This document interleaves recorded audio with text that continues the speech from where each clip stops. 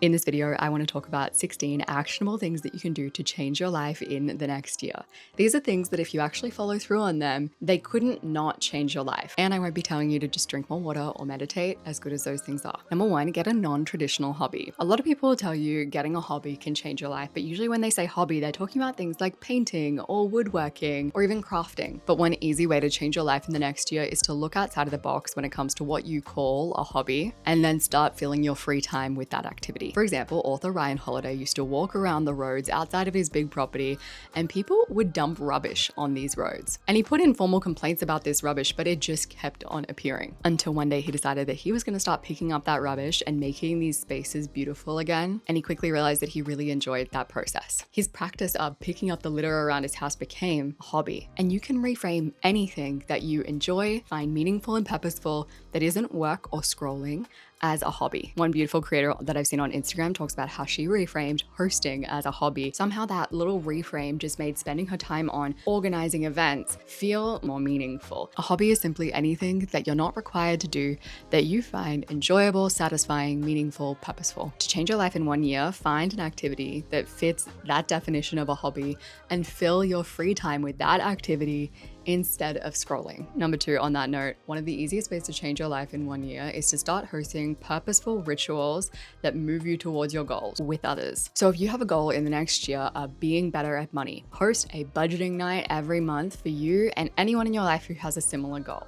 If you want to be more organized in the next year, host a life admin night. You want to be healthier, start hosting meal prep swap parties. Obviously, these sound like the most boring events that you could ever host, but I think everyone is in a place right now where they're just craving connection. And everyone is in a place where they're busy and they have things to do. Helps them to connect with people and get their stuff done. Number three, this is something that I did a few years ago that changed my life, which was entering a community era. And I actually made a whole podcast episode about this era of my life, which was basically just me going out and trying to figure out how to meet new people in my late 20s. I was in such a headspace of, I need to expand my community. I had friends around me that were threatening to move. I had a friendship breakup, which was awful. And I just had friends that just faded over time naturally. And my solution was to enter my community era, which was just me putting myself in any situation possible where I might meet new people. I was meeting up with new people. I was going to events. I had book clubs on my agenda. I feel like now I'm reaping the rewards of having gone through that era. And it's life-changing to introduce new people into your life. One new, very good friend or one new person in your life that really accepts you and loves you can be life-changing. And if I can do it as someone who's really picky with my friends,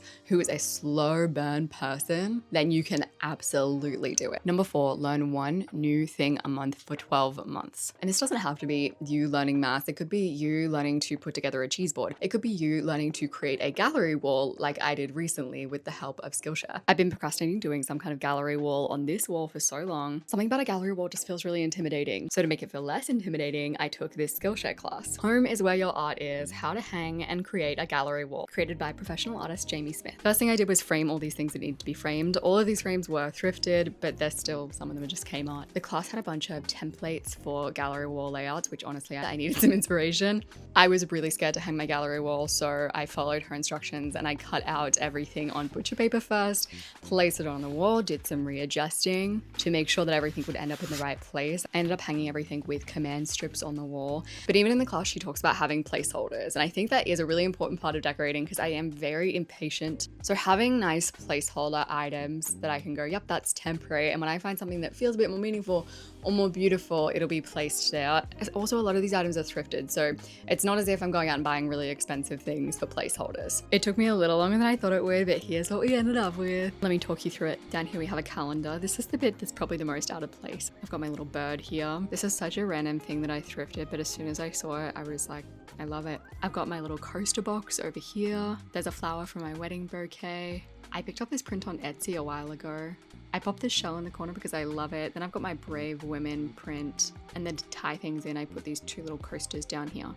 In the middle, I have just the end bit of my vowels. It's looking kind of DIY, but right now I like it. We'll see. Here it is from afar. I think it turned out pretty well. I'm so grateful that I had the Skillshare class to guide me. I've also used Skillshare to learn how to light my videos better, to learn new journaling techniques, to learn better ways of using Notion. And that's because Skillshare has creative classes taught by world-class creatives, professional illustrators and graphic designers, successful entrepreneurs. Skillshare helps you to build creativity into your daily life by learning directly from super talented creatives. The first 500 people to use the link in my description or the QR code on the screen will get a 1-month free trial of Skillshare. Plus, you can gift Skillshare memberships to your friends and family. Get started today, click the link down below or use the QR code on the screen. Number 5, run everything you do in life by the fun scale. A guy named Josh Spector created this thing called the fun scale, and he will regularly go through everything that he does by rating it using the fun scale, and then he culls. So number 1 on the fun scale is, I don't know why I'm doing this. Number 2, I'm doing this because someone said I should. Number 3, I'm doing this because I feel like I should. All the way up to number 7, which is I'm doing it because I enjoy it. The higher the number you rate something, the more it makes sense to keep on doing it, and the lower you rate it, the more it makes sense to start culling. I also wouldn't rate just what you do, but also how you do it. So I'm doing it this way because I feel like I should. I'm doing it this way because it's fun for me. You can audit your days using the fun scale and watch your life transform. Number 6, catalog your frustrations. The author of the book, The Obvious Choice, used to work in a gym doing personal training sessions. And as they did these sessions, they would have a little clipboard with them.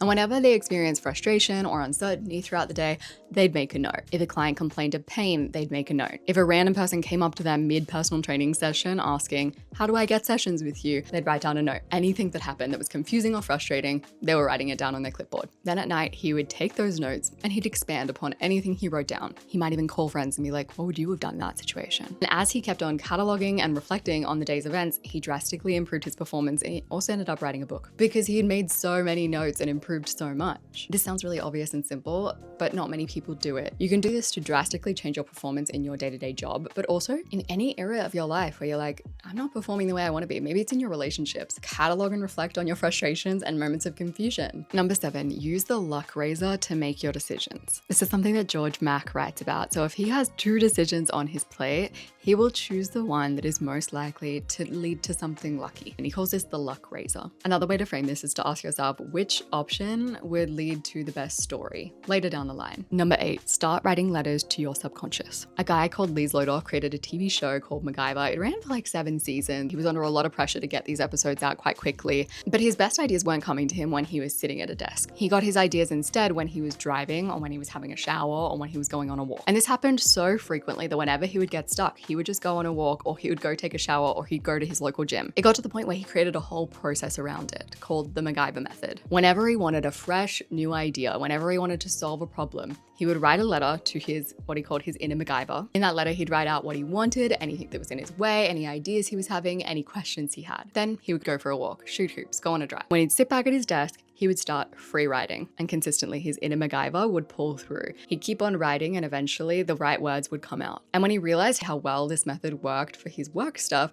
he started using it for his personal stuff too. If he had a personal problem, he would write a letter to his inner Macgyver. And this is something I preach all the time on this channel, that your subconscious mind, your inner Macgyver, is always making connections and figuring out your problems. It wants to help you, but you need to put it on the job. To change your life in a year, get into the practice of writing letters to your inner Macgyver and putting your subconscious on the job. Number 9, spend a year figuring out how to like people more. Vanessa Van Edwards is an expert in communication, and she talks about how the most likable people like people. And the easiest way to get people to like you more is to like them. Because when people can sense that you like them, that you accept them, maybe even you trust them, they're just more likely to like you. There's this saying, no one wants to wave first, but everyone will wave back. And I feel like that applies here. No one wants to be the person who likes first, but when you like first, people are more likely to like you back. And while there is a whole world of content out there about how to be more charismatic and more likable, and it's all about how you should talk, how you should hold yourself, when you should smile, make eye contact. That stuff can be good. Obviously, it can be helpful depending on the person, but what if it was as simple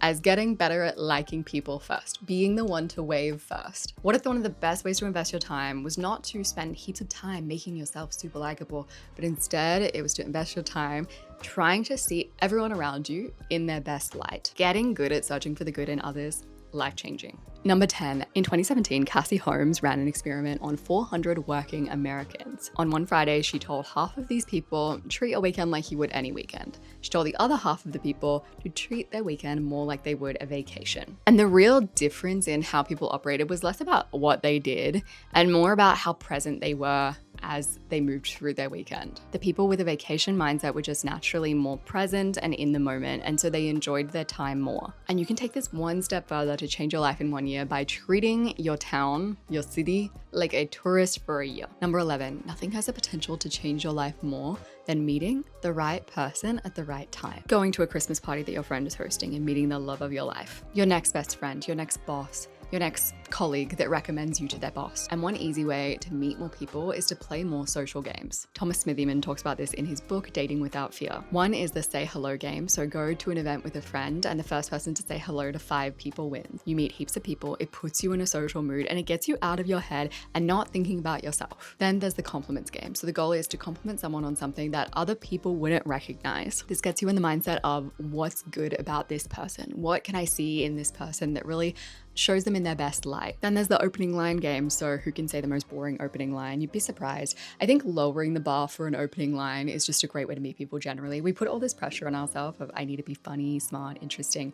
Most people don't really care. If you come about it with good energy, you say something a little bit nice to someone as an opening line, you feel more at ease. And sometimes you end up saying something that's more interesting than you would have if you'd really put effort and thought into it and choked. Number 12, map out your bullet points for the year. The inspiration for this of all people was Tana Mojo. She talks about how every year she likes to have bullet points where she looks back and she's like, well, that's the year that I blank, blank, blank. I feel like it's very easy to set a million goals and then get nothing done. And then you have no bullet points when you're better off setting maybe 3 bullet points and going, these are the bullet points that at the end of the year, I want to be able to say I did that. For example, oh, that's the year that I entered my community era. That's the year that I finally started my YouTube channel. That's the year that I got really good at hosting other people in my home. Pick 3 bullet points for the year, make those bullet points happen. Number 13, find and let go of your musts. Albert Ellis has a book called How to Stubbornly Refuse to Make Yourself Miserable. And in that book, he outlines the 3 musts that are most likely to make you miserable. Number 1, I must perform well or gain the approval of some other person, otherwise I'm inadequate. Number 2, other people must treat me fairly, be considerate of me, not unduly frustrate me, otherwise they're rotten individuals. Number 3, my life conditions must give me the things that I want. My life conditions must be fair, otherwise life is unbearable and I can't be happy. One of the easiest ways to change your life in 1 year is to start catching yourself in musts and then changing them into preferences. And you probably, if you're a normal person, you don't actually think to yourself, no one must frustrate me, but you might get cut off and think they shouldn't have done that. AKA, people must treat me fairly and not unduly frustrate me. The more musts and shoulds you hold towards other people, that you hold towards life itself, that you hold towards yourself, the unhappier you will be. And when you start catching all of the shoulds that you live with and turning them into preferences and hopes and wishes instead, your life does become easier. Number 14, stretch yourself outside of your comfort zone, but in the right way. There's this trend going around that I absolutely love, and it's creating punch cards for your year. So creating a punch card for all the times that you go on a nature walk in the next year. And one kind of punch card that you can create for the next year is a punch card for comfort zone pushes. If you have an experience that's outside of your comfort zone, followed by a complete recovery, you actually widen your window of tolerance. You become more capable of handling bigger things, you become more resilient. In contrast, without a complete recovery, after comfort zone stretching experiences, your window of tolerance shrinks. It actually makes you more fragile, and this is something that Elizabeth Stanley outlines really well in her book, Widening the Window. A good example of this is rejection therapy. This is something a lot of people do. They'll do 100 days of rejection where every single day they, for example, ask someone out on the street. To get the most out of those rejection experiences, you actually need to then have a recovery experience, which in the case of rejection, a recovery looks like belonging. You need to experience connection, acceptance, and love from people in your circle. So make a punch card for the next year of your life that is focused on comfort zone pushing experiences, but make sure that you also have punch holes specifically for recovery. Number 15, start creating monthly vision boards. If I don't plan in fun stuff just doesn't happen, which is why I started creating vision boards for my week this year. And in the next year, I want to expand it into monthly vision boards. Monthly vision boards shouldn't be about what you want to achieve. They should be about what you want to experience. If you want to go kayaking that month, you want a picture of a girl going kayaking on your monthly vision board. If there are certain books you want to read or movies you want to watch, put that on your vision board. If you want a girls' night, put that on there. This is less of a wishful thinking kind of vision board and more about giving yourself yourself a month to look forward to, with a visual representation of what you want your month to look like. Another way you can approach this is to almost see it as if you're planning your Instagram feed for the next month, even if you don't really post on Instagram. So it'll be like, well, what photos would I want to be posting on my Instagram to show, oh, I had a great month? And don't take that the wrong way. It's not about showing other people that you had a great month. It's about you yourself being able to look back and be like, that was a good month. I did all this stuff. Number 16, start practicing who you want to be. I read a Reddit thread and it was a long time ago. I wish I could find it. But someone was basically looking for tips on how to get over social anxiety. And then someone commented back and they were like, you know, I used to really struggle with social anxiety. And then I started reimagining my life every single day. So they would live out their day and they'd do things that were awkward, things that didn't really feel like them. Then they'd get home, do all their nightly stuff, sit down, reimagine their day. They'd relive out all the moments in their day where they'd notice, ooh, I was acting in a way that didn't feel aligned with me. So if in that day they had something to say in a meeting, but they clammed up, at night they would reimagine that experience and they would watch themselves speaking up instead of shutting down. And of course they'd still experience the same anxiety that they felt in that moment, but they just respond to it differently in their imagination. And that's because mental rehearsal really works. It's a form of training. They've seen this when people practice piano in their head, they get better at piano in real life. When people practice basketball in their head, they get better at basketball in real life. And usually mental rehearsal is talked about in the context of sport and performance art. But you can use mental rehearsal to be less socially anxious, to feel more confident presenting or speaking up at work, to give better feedback. I talk about this more in my video on how to become your best self in the next year. I'm going to have that linked on the screen as well as down below. I appreciate you so much and I'll see you soon.